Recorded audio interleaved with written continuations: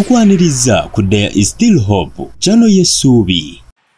Buli omu ku ffenna alikyali alina ettaffaali eryamuteekebwako omuntu omulala. Nze mu bulamu bwange nsobola okwogera ku basajja ba Katonda bangi abazze bateeka ettaffaali ku bulamu bwange.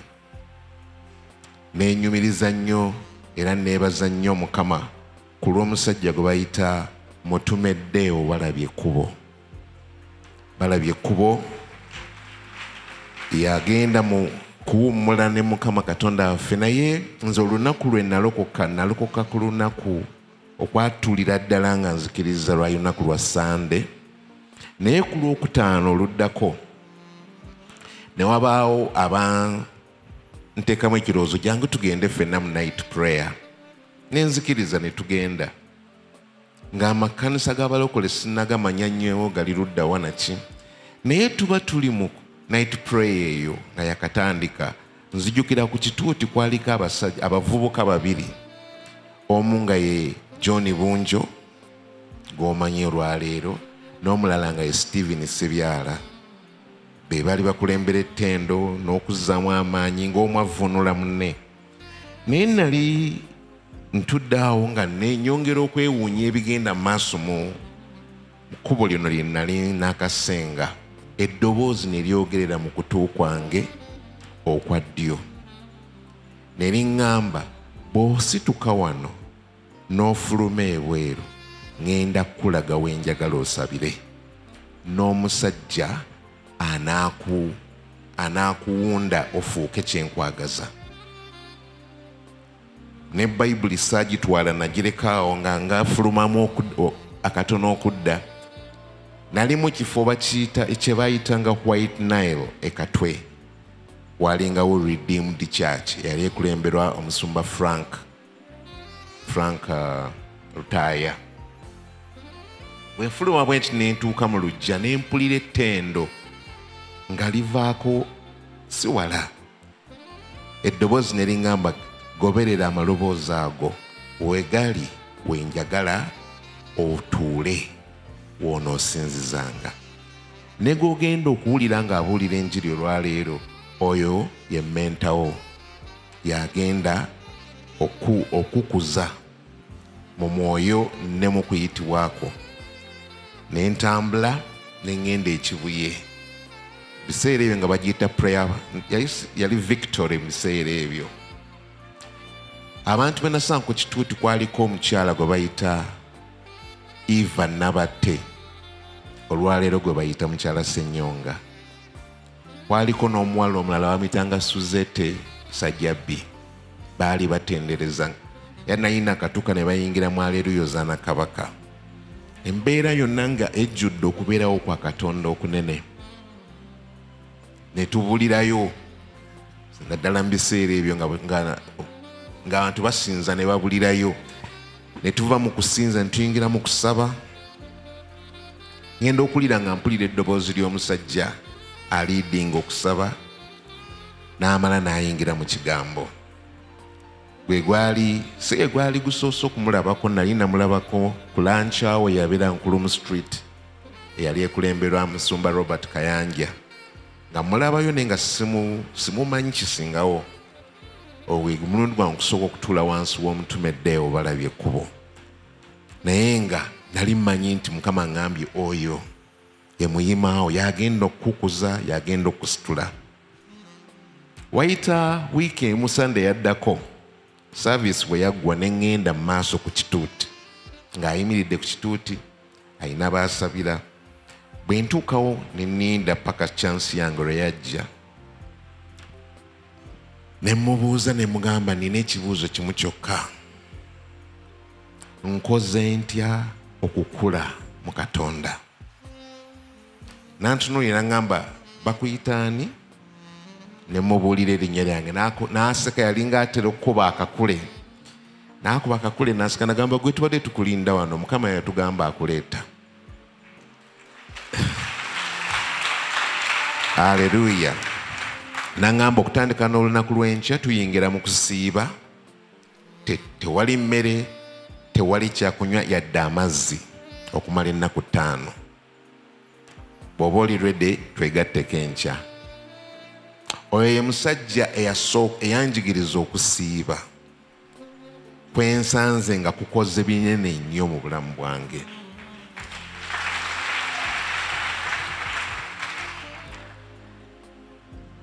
Omusajja omulala yansimbako ejjinja ery'amaanyi ye Mutume Stephen Sebyala.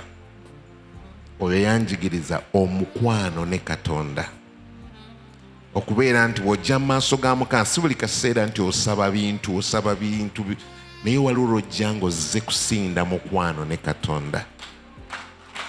Haleluya. Ng'ozze kubeerako ne mukwano gwo, mu luzungu bakiyita communion, nga muzze kussa kimu n'omala essaawa nnamba nga tolina ky'osabye naye nga oli mu mukwano ne Katonda. Bayibuli egamba nti abamanyi Katonda waabwe baliba n'amaanyi era balikola eby'obuzira. Aleluya. Nina n'abasajja abalabanyizo ga nti oyo yangattako kino, Tumusumba Kayiwa yangattako kino, Mutume Mitala. Naye olwaleero ngenda kwogera ku kintu Mukama Katonda mwene kye yanneeyigiririza, ky'ekigambo eky'obwegayirizi. Aleluya. Ngenda kwogeranga mutima ku mutima, singa abuulira enjiri naye nga atuddemu naawe mu ddiiro ly'ewuwo ne tunyumya mu bunyumya. Naye mu kunyumya waliwo ebyokuyiga bingi.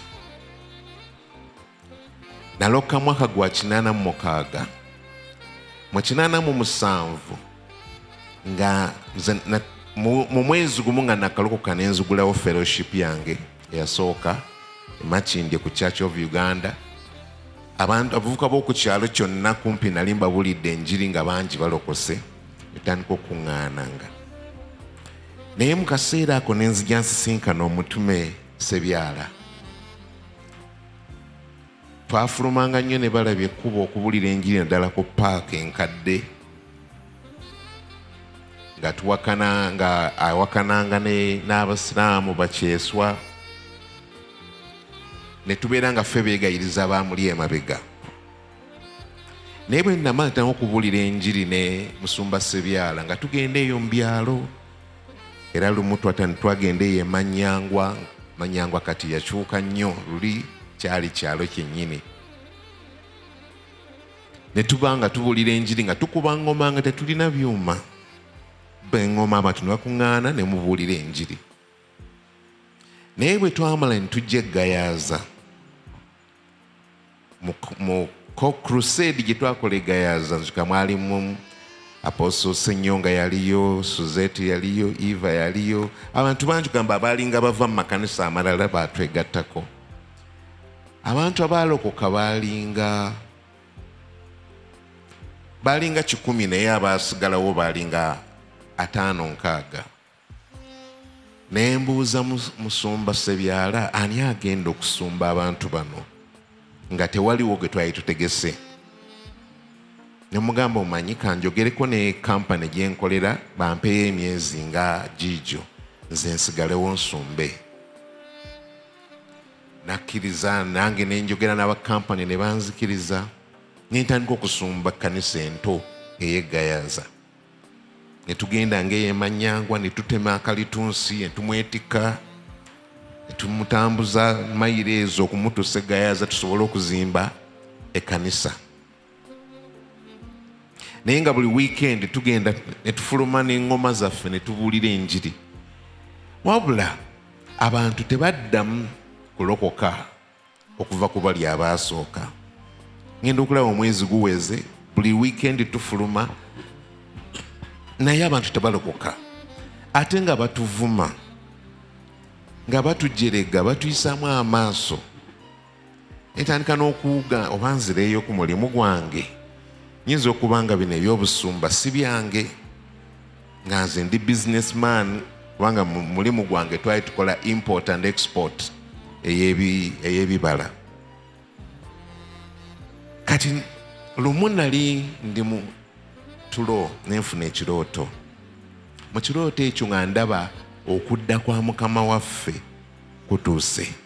Ne ndaba eggulu nga lyebikula nga ndaba ekitangala ekinene eringa enjuba ekawet naye ng'okwetoolola enjuba eyo waliwo bamalayika ng'abangi nnyo naye nga bagenda bafubutuka waggulu buli omu n'akwata oludda lwakutte ne bajjuza obwengula bwonna ng'obalaba bakwatiridde ekyalinga enjuba kye nalaba ngenda okulaba nga kivaamu omuntu nga mukama waffe wano ku nsi nga waliwo kankana kungi nnyo nga waliwo nga musisi waliwo ebimyanso kubwatuka kw'eggulu abantu nga bonna badduka emisinde nga tewali ali ready kuyimirira mu maaso ge nange nenjagala nziruke naye entegetege ne zigaana nensigalawo nga nkankana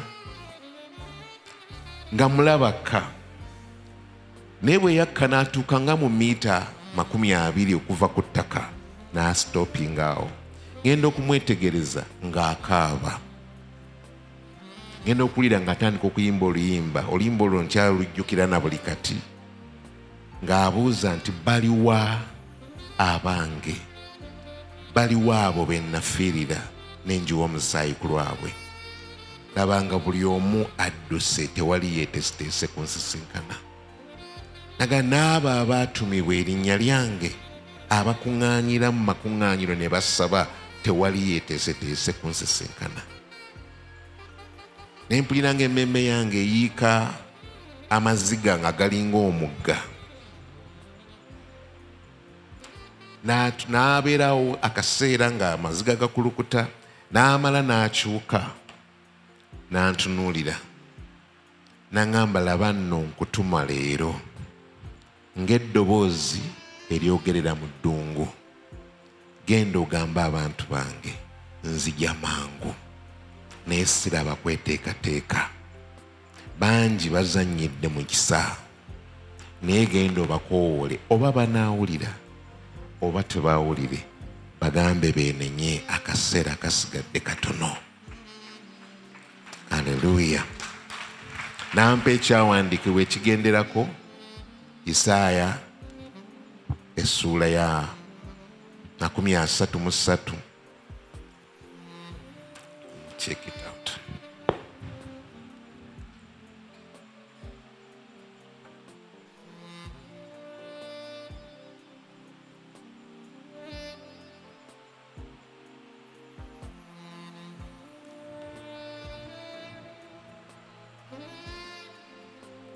Isaaya essuula Isaaya 40.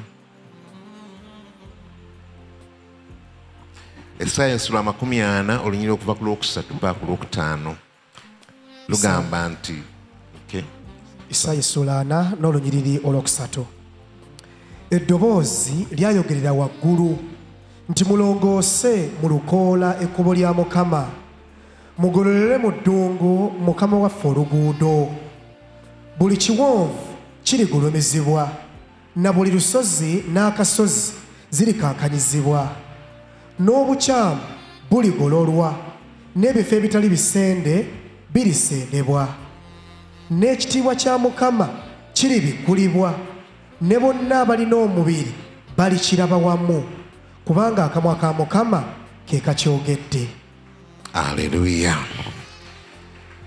Ekintu ekyo kyankolera nnyo kubanga nalinga ntera okusaba ne ngamba Mukama abalala wabayita specifically ng'oggyeko okulokoka, kati nga mutume balabye ekkubo wamuwa okuyitibwa agende eri abasiraamu ababulira enjiri n'omuyigiriza n'okusoma Quran gye yayita manyi, nze nange olinayo obuweereza obwange, nange waliyo okuyitibwa kwontuma ng'omuntu nti genda okole kino, nga ntero kikaabira.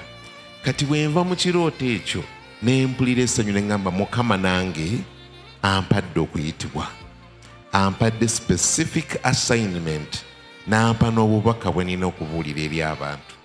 Ne mmatira mu mutima gwange nti kano kenfunye okuyitibwa okuli specific n'obubaka obuli direct, ngenda kulaba abantu nga balokoka nga bagwira na bugwiranyi. Era bwe tutyo bwe twaddayo open air preaching ku Sunday yaddako nga nsuubira nti leero abagenda okulokoka bagenda kuba mu 100 naye maama tewalokokayo n'omu bw'ati. Ne ngamba Mukama kiki oba tetwetesitese bulungi ne tuyingizaamu okusaba n'okusiiba. Weekend eyaddako ne tuddayo mu njiri okugyako obwana obuto buno obuzannyira ku crusade bwe bwajja ne bulokoka. Abantu abakulu bakola ki? Baagaanirayo. Ne Sunday eyokusatu bwe kyali n'eyokuna bwe kyali ne mpulira nga ntabuddwa ne ngamba Mukama oba si gwe wampa okuyitibwa okwo oba kino kyali kirootolooto ekyajja kyokka. Ne mugamba ngenda kubita nzirayo ku mulimu gwange. Ebino tebikola ki? Tebikola. Wiiki eyaddako ne ndwala omusujja ne mbeera wansi ennaku zaalinga 3-4 nga n'emmere ennema okulya. Ate nalina omwaka ogwo nga nkoze obweyamo eri Katonda guno omwaka gwonna sigenda kumira ku ddagala, njagala kulaba Yesu bw'awonya. Waliwo dokita yali awo ku kizimbe kwe twali tusula najja nga naŋŋamba Musumba ogenda kufiira awo omusujja gutta jangu nkujjanjabe. Ne mugamba Mukama agenda kumponya. Paka lwe yajja naŋŋamba ngenda kujjanjabira bwereere naye sisobola kutunuulira nga oggwawo. Ne mugamba mpaamu olunaku lumu bwe bukyenkya nga sinnakyukako kale ojja kujja onzijanjabe. Twali tusula mu kifo ennyumba eri wakati mu Gayaza, mwami nannyiniyo bamuyitanga mwami Malwadde ng'abeera Kasangati nga musajja alina ku ssente ze. Yatuwaawo tusulirawo bwereere. Kyali kiruumu kinene bwe kiti nga ffenna mwe twebaka twali abantu nga 10 nga tuteeka emifaliso ku seminti ne twebaka.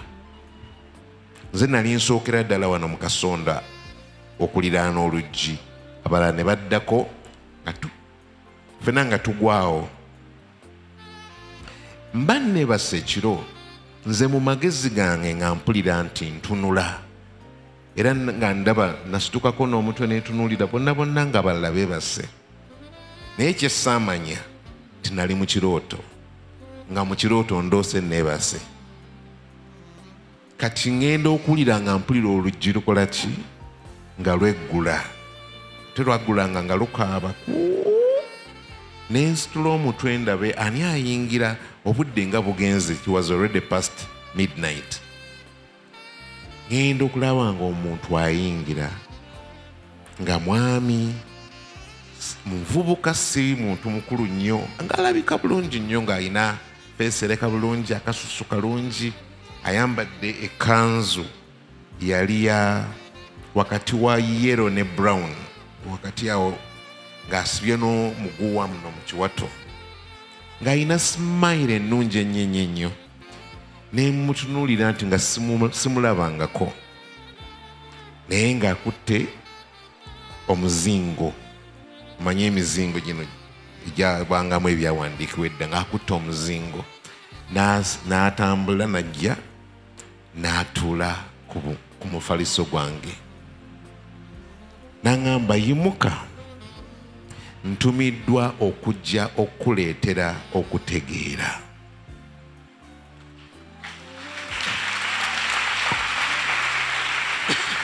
Kye namanya oluvannyuma nti oyo yali malayika, newankubadde teyalina biwaawaatiro, naye ekitiibwa ekyamuliko n'omukwano gamba nga bisukkuluma ku kyemmanyi ku baana b'abantu.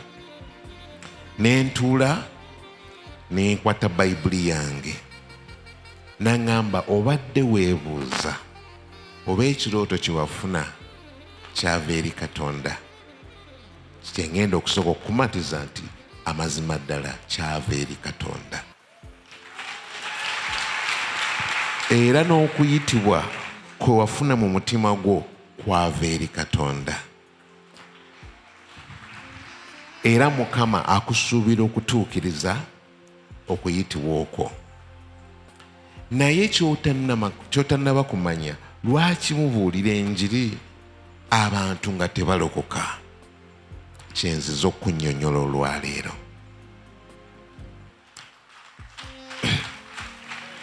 N'abikula n'asu Weebale kulaba There is Still Hope. Okumanya ebisingawo tukubire ku 0752 34 14 47 oba ku 0761 08 83 15. osobola n'otufuna ku email eya tshitv74@gmail.com. eno ye There is Still Hope, channel y'essuubi.